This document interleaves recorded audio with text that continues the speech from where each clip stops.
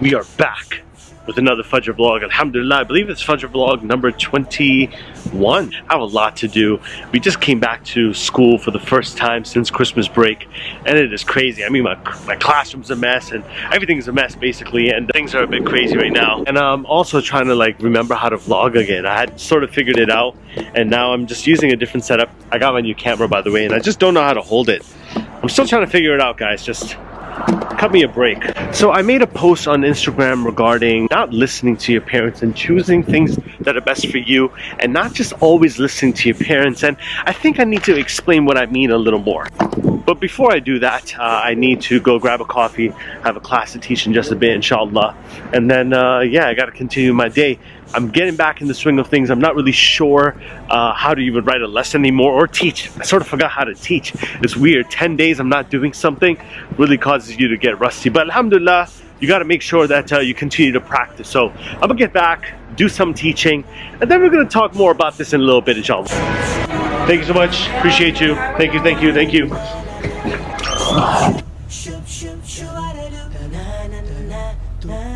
Just because you say no or you don't agree with your parents doesn't mean you're disrespectful. Just because you are telling your parents that you don't agree with their life choices for you or the choices that they want for you doesn't make you a bad child. It doesn't make you a bad son or daughter to your parents. In fact, it makes you someone who's really responsible. But your parents sometimes want to continue to shelter you.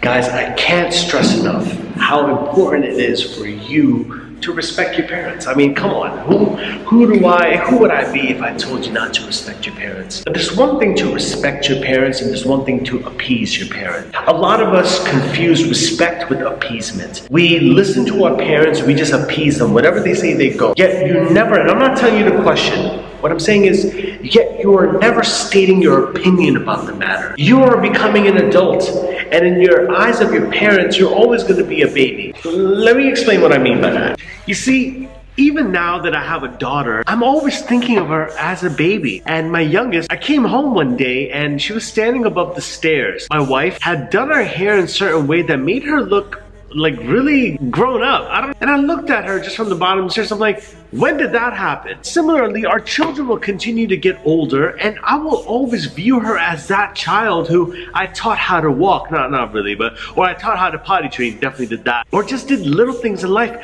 How can that child who didn't know a few years ago how to use the bathroom, now they're gonna make life decisions for themselves? That just never really adds up. It's out of love and care for that child that I'm gonna be looking at and wanting to make decisions for them. If I don't teach them how to make decisions, how are they gonna function without me one day? And that's something I gotta be training myself. And every single parent in the animal kingdom is training their children to be self-reliant. A cheetah or a lioness, they're teaching their children how to hunt because they know they're not gonna live forever, and they're teaching them life skills and decision-making ability. I wanna advise you as I advise myself. We as parents have to do the same thing with our children. We gotta sort of teach them how to make life skills and decision-making ability.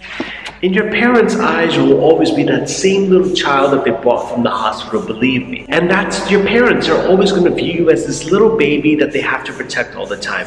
But that does not justify you not standing up for yourself. That doesn't justify saying, hey, mom and dad, I'm hearing what you're saying right now, but just know that this is how that makes me feel. All right, but before we continue, we have to make sure that we do a little salah.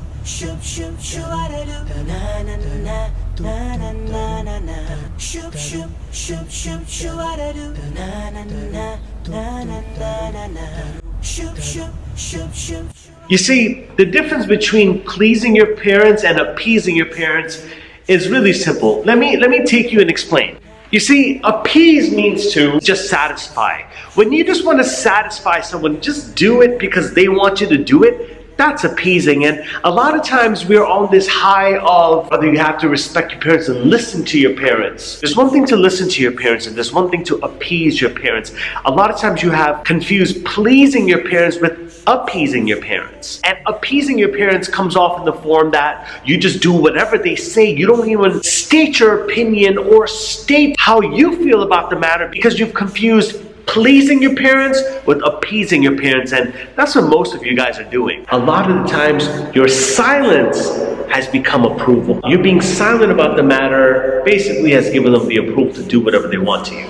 And pleasing your parents means to make them happy, which is different from appeasing your parents. Pleasing your parents is understanding how they feel, being empathetic towards how they feel, and worrying about what makes them feel good. You've confused that the only way to make your parents feel good is to do whatever they want you to do. Your parents have figured out this trick. They want to make sure that they can get their point across and do what they want to do. I do it as well too. They've made it seem the only way you can please me is by listening to me and obeying whatever I say. And that's wrong. You see, most parents have learned the trick that if I can convince my child that the only way that they could please me and make me happy is by listening to everything I said, man, you're the parent of the year. You'll throw verses of the Quran to them about how you need to respect your parents and you can't say oof to your parents and all these sort of things, but you're using the Quran as ammunition and you're trying to like shoot out a load on your children, and that's wrong. As a parent,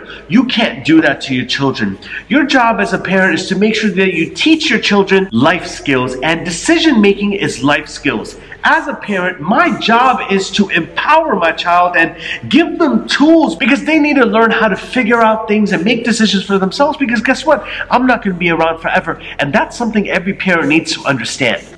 But you're your child's little baby, and that's something that children need to understand. I think that the real problem is that both children and parents have to be empathetic. Both have to realize that, look, we need to stop worrying about our own rights, whether that's Islamic rights or just rights in general, and start worrying about the other person's rights. How do my actions make them feel? How does me speaking in a specific way make my parents feel? And the more we are empathetic of each other's feelings, the better off we will be. But our problem is we only worry about number one, which is ourselves. Sometimes parents want you to do everything that they say, and they want to hand and control every single decision of your life. And what happens is this: you are fed up and tired of your parents making decisions for you. So one day you just burst. You just burst with this rage of, I'm tired of you doing something to me. That's the straw that broke the camel's back. The real issue was you never really spoke to your parents when it was bothering you before. You need to speak to your parents when it is bothering you. Don't save up a bunch of the things and throw it back in your parents' face and tell them, I've done everything that you want me to do. Can I just have this one thing? I've listened to everything you ever told me to do. Please do this one thing for me. You see, now you're bartering with your parents, and you need to remember that you and your parents need to have a relationship. You can't just give to your parents with expectations that, you know what, I've listened to them my whole life, so you know what I'm going to do now? I'm going to make sure that I cash in that chip because my whole life I've been listening to them, coins or tokens or credits, and now it's time for me to cash out my tokens. But guess what? That's not how it works. If you were sincerely doing it for your parents, for the pleasure of Allah, the pleasure of your parents, then remember something. You would not be so hasty to just say, let me cash out my chips. Just remember something. Those are your parents, and you need to do things to please Allah and please your parents. And you see, our parents feel like the only thing that will please them, and they've sort of manipulated us in a way, may Allah bless them, that the only way to please us is by doing whatever we want. And if you're not doing everything that we want, then guess what? You ain't pleasing us, and as a parent, that's wrong. Our children will spend their whole life in our servitude. They do so much for us, yet in the same respect, we neglect all of their hard work for years of how they've taken care of us, how good they were to us, because they want to make one decision that goes against your decision. That in itself is manipulative, and a lot of times parents can be manipulative as well. They try to make their children do everything that they want them to do, and when it's time for a child to make a decision for themselves, you want to control that too, and you start emotionally blackmailing them and saying that, hey, if you do this on your own and you don't respect my wishes and respect my decision, I'm going to curse you. I'm going to make a dua against you, or you're not a good pious child. But their whole life they've been trying to serve you. Their whole life they've been trying to please you. You've manipulated your children far enough. It's time for you to take responsibility for what you've been doing. And you know what? Dare I say, fear Allah. And the craziest part about this entire message is that this, in my opinion, is such an important and useful message, yet this is not going to be seen by many. And that's okay, because that's not in my control. What is in my control is just the few people who are watching this right now to take control of your life. We're going to talk more about this inshallah at Fajr. I got to go home now. I got a lot of things to do, and may Allah subhanahu wa ta'ala bless you guys. It's my first Fajr vlog back. give me a little break right now, inshallah. We'll meet at Fajr. Maybe I have some more thoughts about then, but may Allah SWT bless you. See you in a bit.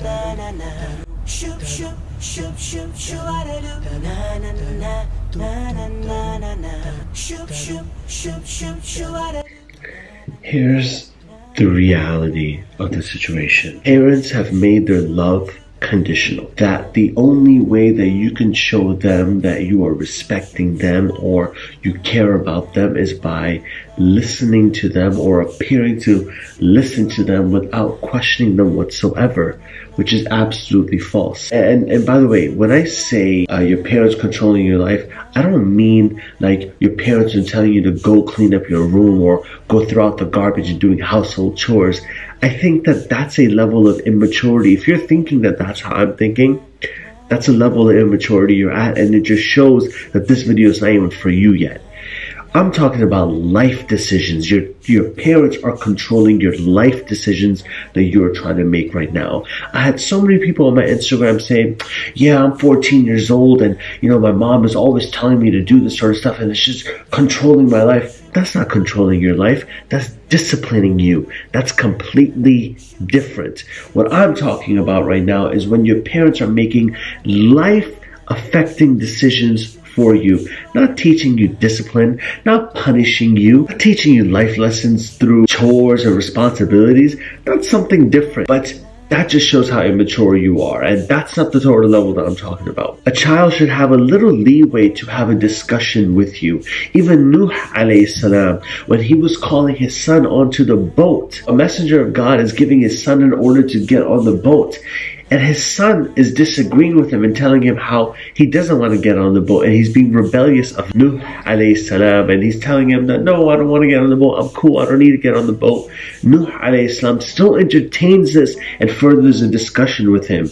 And he's calling him with love. And he's telling him, oh, my beloved son, get on the ship. Get on the boat. A lot of times our parents have forgotten that they used to be teenagers once as well. And they need to understand that it's not okay to be controlled all the time. Sometimes you're going to have a conversation with the child. And some parents have made it so it's either my way or the highway. You're either listening to me or you're not listening to me, and that's the end of it. That's the wrong way to do things, because that's not the way a Muslim should be doing things at all. You're taking advantage of your authority and you can't be doing that. You're babying your child. When you've made all the decisions for your child, right? You're basically babying your child, and you're not like learning how to become a better human being and a better person, how to deal with life situations, because you've been babying them their whole life. We know so many, countless stories of wives who, when the husband and them have a disagreement or an argument, they immediately run to go tell their mother, right? They're on the phone with the mother and they're complaining about the husband. Or perhaps in a husband and wife situation, the mother-in-law continues to get in between the matters, or the husband allows the mother-in-law or the parents to always make decisions between the husband and the wife all the time. Why does this happen? Because your whole life you've been making decisions for that child. Now that they're married, you're still making decisions for that child, and there's nothing new. The child doesn't know how to make decisions, and when that child makes a decision that doesn't go in their own favor, they run and tell you about the problem. They run and tell mom about the problem. They complain to mom about the issue. They're allowing mommy to solve all the issues for them and make life decisions for them, even during marriage, even that they have children now. Teach your children life skills. Allow them to mess up. Stop thinking that it's wrong that your child fails or that they mess up or whatever the case might be. There's lessons to be learned in each and every mess up and mistakes that we make. Stop holding your child to such high standards that they are afraid to mess up. Don't be afraid to fail. Don't be afraid to mess up. That's not how you should be living your life. Your whole life you've been making decisions for that child, and even after marriage, they're coming to you with their problems, and that's causing problems in their marriage. So cut it all out. Really, seriously. Stop making decisions for your child. Yes, it's okay to suggest them. Yes, have a conversation with them. But child, communicate your issue with your parents, and parents, communicate your concern with the child, but at the end of the day, let people make decisions for themselves. Jazakallah for listening, guys. I really appreciate you guys. Make sure that you have subscribed and liked this video as well too. Make sure that you drop any topic suggestions that you have in the comments below. Tell me some of your feedback below. I want to know, how have your parents controlled your life, or what suggestions would you have someone if their parents are controlling your life? Please tell me in the comment section below. Also, let me know, how do you like the quality of this camera? I'm really interested in knowing that. My camera is here. I'm still learning how to vlog and speak on a camera and do all these cool transitions on it. I still don't know. But until then, enjoy the sunrise from my back garden. Shoop, shoop, shoop, shoop, shoop, what I do. Na na na na